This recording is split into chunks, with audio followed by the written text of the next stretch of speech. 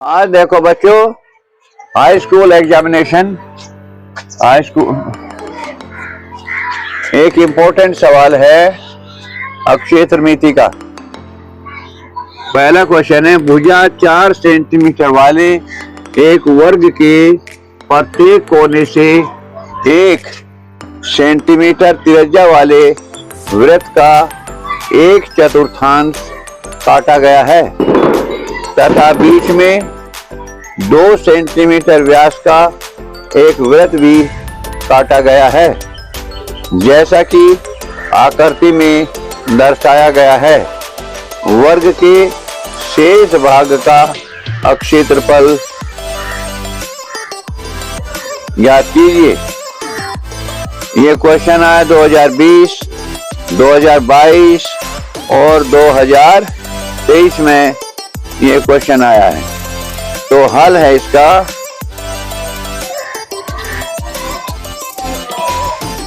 पहले देख लीजिए क्या निकालना है हमें।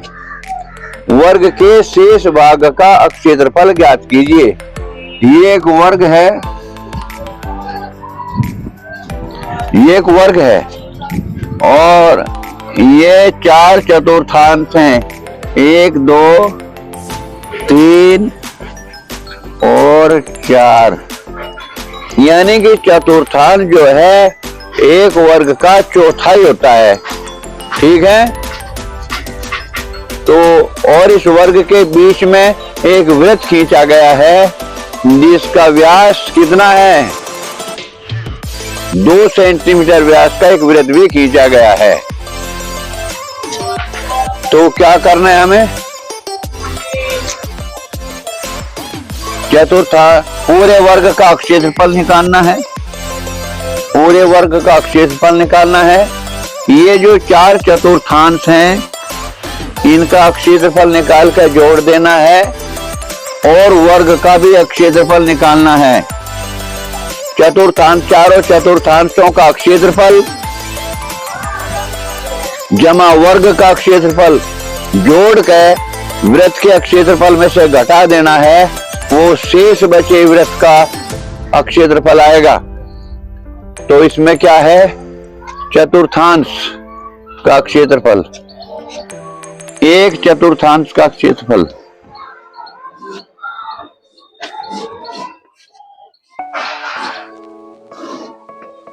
चतुर्थांश का क्षेत्रफल बराबर वर्ग का चौथाई होता है ना चतुर्थांश, और वृत्त का चौथाई होता है। वृत्त का क्षेत्रफल क्या हो गया, क्या सूत्र है, पाई आर स्क्वायर,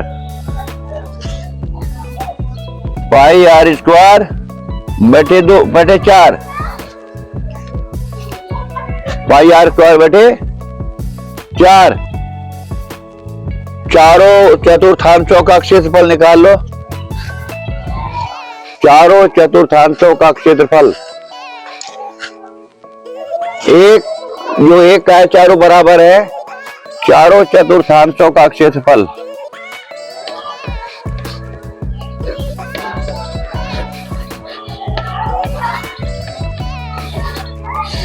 चारों चतुर्थांशों का क्षेत्रफल बराबर 1 चतुर्थांश के क्षेत्रफल को 4 से गुणा कर दो। पाई आर स्क्वायर बटे 4 गुणा 4, 4 से 4 कट गया बराबर पाई आर स्क्वायर। अब इसमें मान रख दो, पाई का मान होता है 22/7। कितना होता है, 22/7। त्रिज्या कितनी है, कितनी त्रिज्या थी, 1 सेंटीमीटर थी शायद,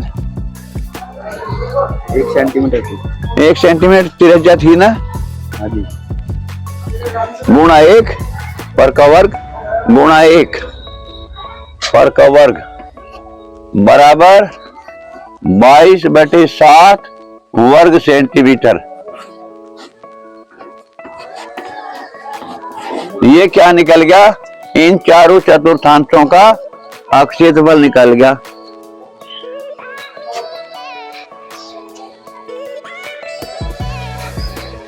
अब क्या निकालना है हमें, अब वृत्त का क्षेत्रफल और निकाल लो। वृत्त का क्षेत्रफल, वृत्त का क्षेत्रफल क्या क्या सूत्र होता है? पाई आर स्क्वायर बराबर पाई गुणा वृत्त का व्यास दे रखा, क्या दे रखा? वृत्त का क्या दे रखा? क्या दिया है वृत्त का?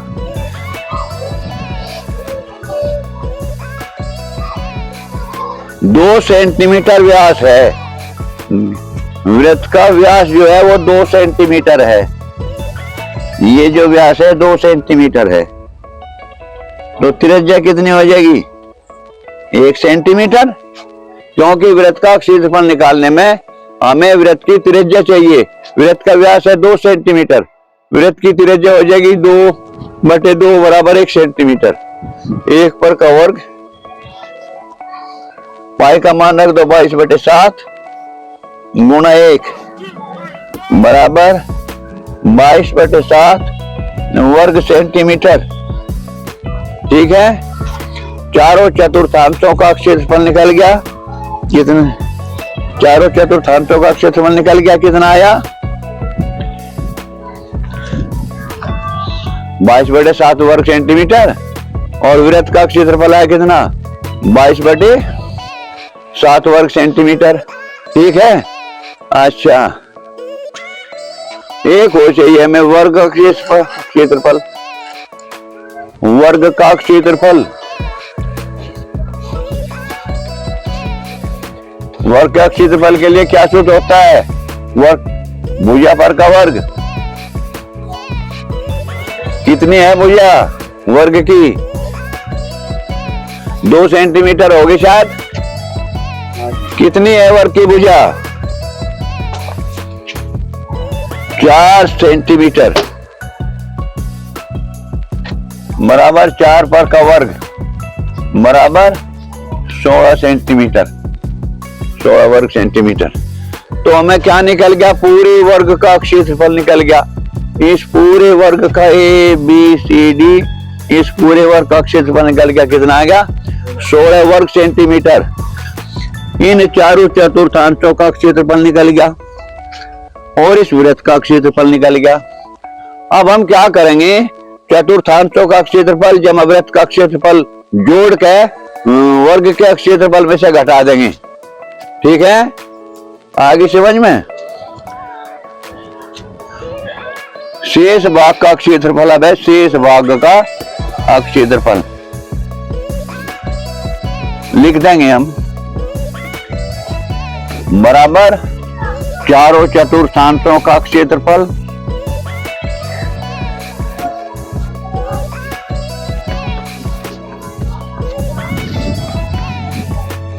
नहीं, शेष भाग का क्षेत्रफल बराबर वृत्त का क्षेत्रफल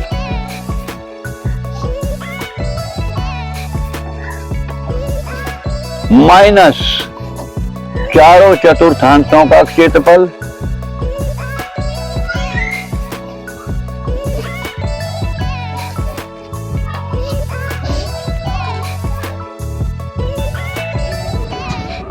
जमा वृत्त का क्षेत्रफल। आगे बात समझ में? जो छायांकित भाग है इसका क्षेत्रफल कैसे निकलेगा?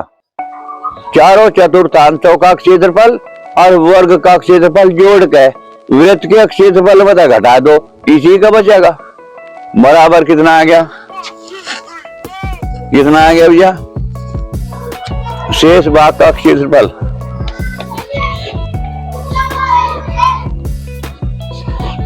अब यह है शेष भाग का क्षेत्रफल बराबर वृत्त का क्षेत्रफल कितना आता? 16 वर्ग सेंटीमीटर। 16 माइनस चतुर्थांशों का कितना आता? 22/7। वृत्त का कितना आता? ये है आपका। आ रहा है समझ में? बहुत आसान सवाल है, सूत्र अगर याद है तो 2 मिनट का सवाल है कुल। बराबर 16 माइनस 22/7 और 22/7 को जोड़ना है। कितना 22/7 और 22/7 को जोड़ना है। 7 एलसीएम आ गया। हाँ जी, बात समान हो तो पल्लू को जोड़ लें। ये 44/7 आ गया बराबर 16 माइनस 44/7। एलसीएम ले लो 7, इसका बटे कर लो 16 7 कितना हो 16 7 कहीं 112 तो नहीं होते। 112 माइनस 44 बराबर कितना बैठ गया 12 में 4 गया 8 और 10 में 4 गया 6 68/7 वर्ग सेंटीमीटर। ये सवाल है क्षेत्रफल निकालना है कहीं का। जो छायांकित भाग गए इसका क्षेत्रफल निकालना है। बहुत आसान है, इसका कैसे काट देंगे। सबसे पहले पूरे वर्ग की जो भुजा दे रखी है 4 सेंटीमीटर है। पूरे वर्ग का निकाल लो और चारों चतुर्थांशों का निकाल लो। चारों चतुर्थांश मिलकर एक वृत्त बनते हैं, ठीक है। चारों चतुर्थांशों का निकाल लो और इस वर्ग का निकाल लो। इन चतुर्थांशों का क्षेत्रफल चारों से जोड़ दो। दोनों को जोड़कर वर्ग के क्षेत्रफल में से निकाल दो। सवाल बिल्कुल ठीक। आज समझ में ठीक है। देखो बच्चों, हम निकाल रहे हैं हाई स्कूल परीक्षा 2024। हाई स्कूल परीक्षा 2024 में आने वाले कुछ अति महत्वपूर्ण सवाल। सवाल क्या है? ये दूसरा सवाल है, पहला आपने पढ़ लिया होगा। बिंदु -4/6 बिंदुओं ए जिसके निर्देशांक -10 और -6 और 10 हैं, और बी बिंदु जिसके निर्देशांक 3 व -8 हैं को जोड़ने वाले रेखाखंड को किस अनुपात में विभाजित करता है? क्या है ये क्वेश्चन आया है 2020, 2022, 2023 और 2024 में आने की भी पूरी संभावना है।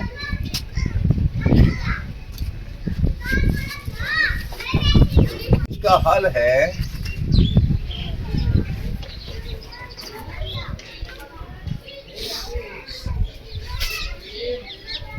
बिंदु कितने हैं?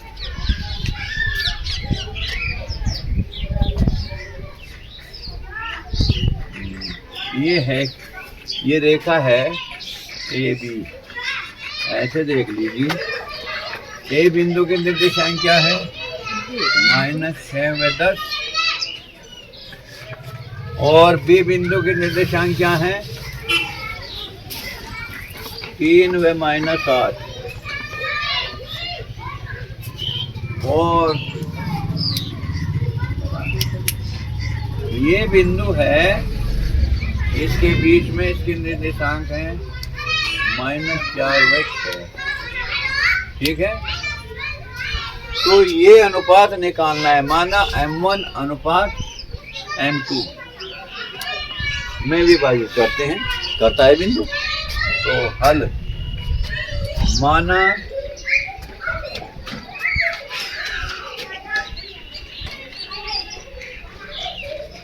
दिया हुआ बिंदु M1 अनुपात M2 में विभाजित करता है। तो M1 अनुपात M2, ये M1 है, ये M2 है। तो इसका सूत्र है x निर्देशांक क्या होगा? बराबर M1 x2 जमा M2 x1 बटे M1 प्लस M2, ये सूत्र है। तो यहाँ है, ये निर्देशांक क्या है? ये x है और ये बड़ा y है। ठीक है, तो x का मान कितना है? x का निर्देशांक ये है, ये x1 y1 है और ये है x2 y2 छोटे स्मॉल, और ये है बड़े, इसके निशान बड़े वाले, ठीक है।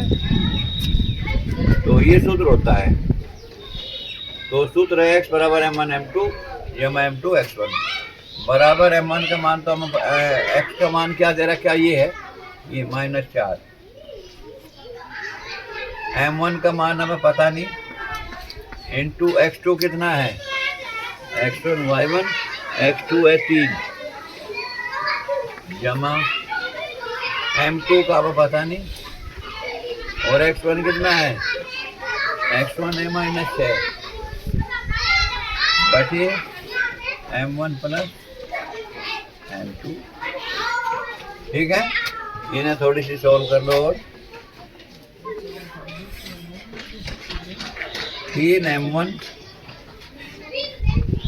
-6m2 नफी है, जमा नफी हो जाएगा ना, -6m2 बटे m1 प्लस m2,